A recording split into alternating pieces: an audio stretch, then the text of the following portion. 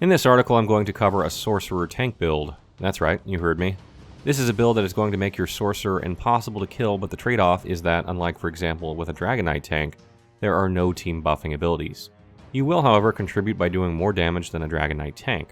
There are lots of ways of how you can build a tank in ESO, but it is dependent somewhat upon sets and other factors.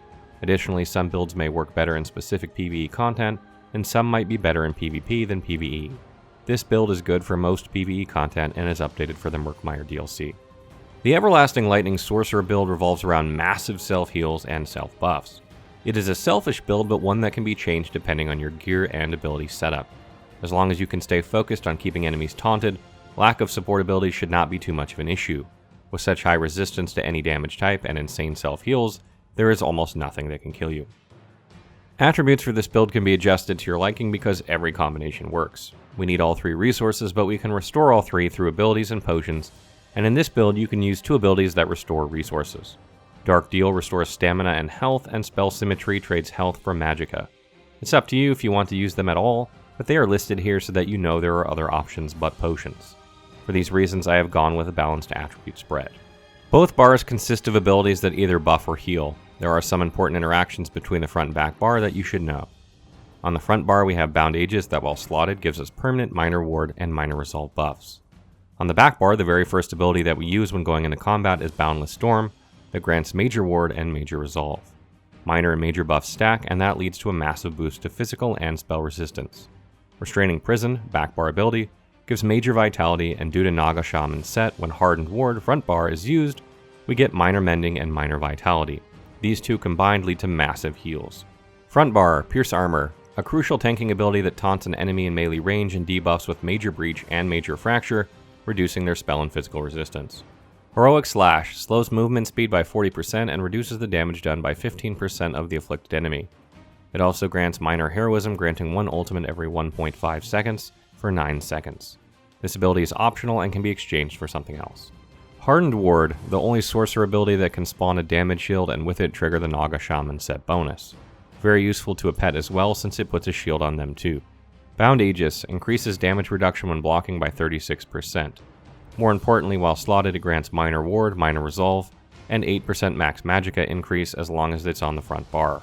A fantastic passive bonus without even using the ability. Unstable Clan Fear, a crucial ability. Pets have been buffed recently and the Clan Fear heal with this build can go up to 30k. Due to the Expert Summoner passive, max health is increased by 8% when the pet is active as well. Back bar, Restraining Prison, an optional ability that immobilizes enemies and grants major vitality but for only a few seconds. It can reach a max of 6 seconds, but if you don't think it's worth it, you can slot something else instead. Boundless Storm, a crucial ability that transforms you into pure lightning, dealing shock damage every second to anyone nearby, but more importantly granting major ward and major resolve while it is active. Inner Beast, a ranged taunt that is converted to a stamina ability with this morph. We can also use Dark Deal to regain stamina back, so it is best to save magicka for other things. Dark Deal, a great sustain ability that uses magicka to restore health and stamina.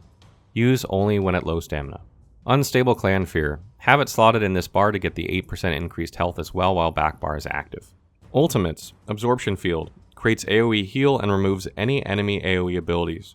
It also stuns everyone inside it, great for helping out allies and yourself. Aggressive Horn, commonly used tank ultimate that increases max magicka and max stamina by 10% for 30 seconds. It also grants major force, increasing critical damage by 15%. Rotation, first have the Clan Fear summoned at all times, and then Boundless Storm needs to be constantly active during combat.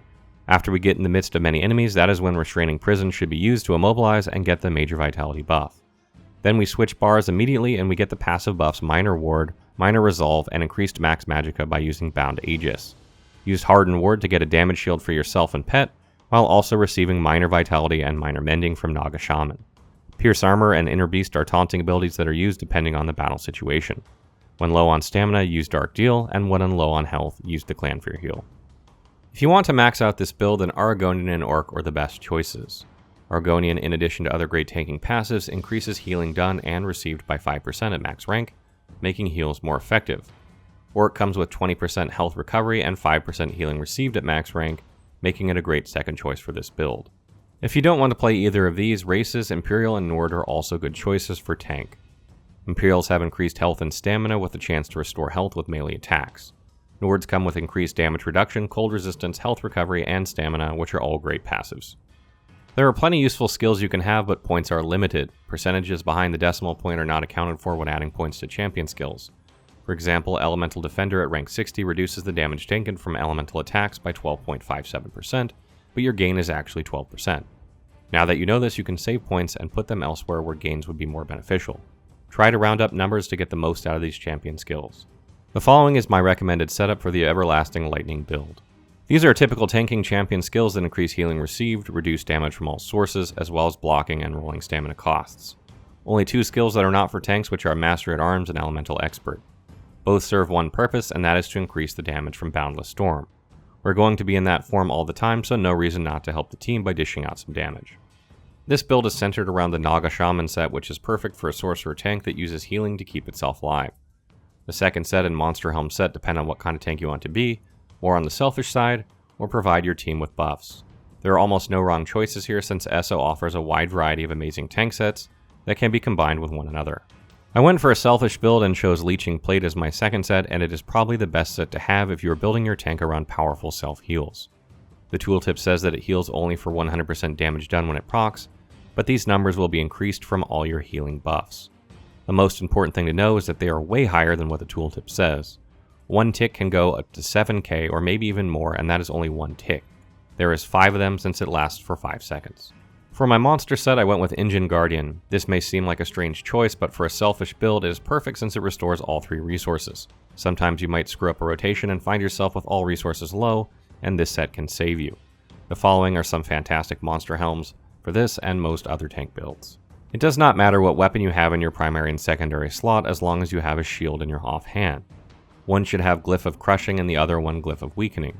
Crushing reduces enemy physical and spell resistance for 5 seconds and has a 10-second cooldown, while Weakening reduces damage done by the enemy for 5 seconds with 10-second cooldown.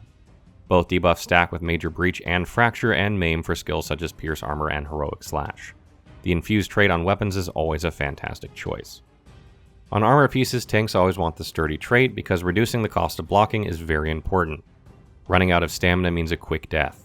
We have Dark Deal to help us with stamina management, but sometimes you won't have enough magicka to use it, so having the ability to block a couple more times can make the difference between life or death.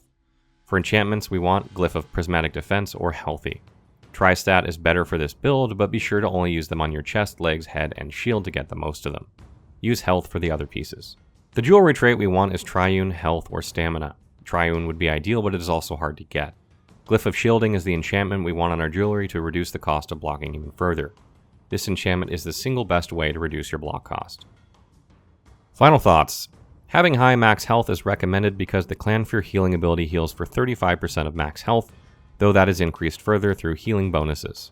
That is why the Lord is the best Mundus Stone here, since it also increases max health. Also be sure to eat food that gives a good amount of health. There are some great ones that give all 3 stats as well, so be on the lookout for those. There are a lot of things that can be changed to make this build more team friendly. Some sets like Ebon Armory and Lord Warden are commonly used because they are great for supporting others. Add those 2 to Naga Shaman and you won't lose too much survivability, while also being highly valuable to the team. Aggressive Warhorn is a great support ultimate, so utilize it more often than Absorption Field. Bone Surge is also a very good support ability that can be used instead of another ability above. It also depends on the content that you're trying to do and what you are comfortable with. If you decide not to use Spill Symmetry, like I did in this case, then running out of magicka is a reality. To counter that, just have any kind of potion that restores magicka at the ready, with Tri-stat potions being the optimal choice. However, being an Argonian means you will get even more out of just regular trash magicka potions. Sorcerers are selfish tanks for the most part, but it pays off since with a setup like this, they almost cannot die. Be sure to check out our other ESO guides.